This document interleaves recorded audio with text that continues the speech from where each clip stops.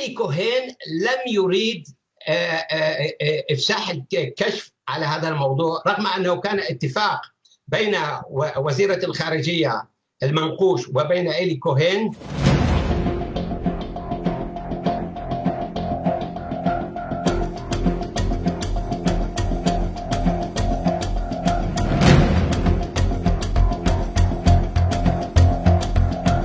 هناك علاقات خفية ليس مع حكومة الدبيبة وإنما أيضا مع حكومة الخفطة، وهذه العلاقات كانت بين الحكومتين في ليبيا وبين الموساد ومجلس الأمن القومي في إسرائيل.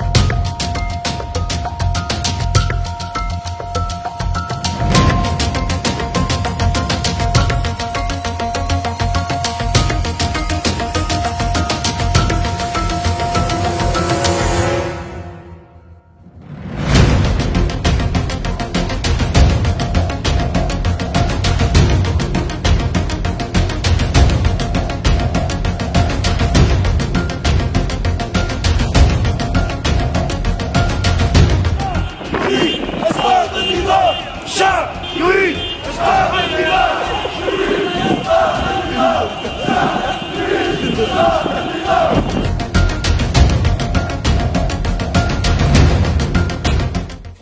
انت تشوفها مره ثانيه يقول لا شنو يقول لا تنشر لا تنشر يقول لا اكيد ان الاسرائيليين ابدوا نفس القلق ان هذا الشيء سيشكل خطر شديد عليهم.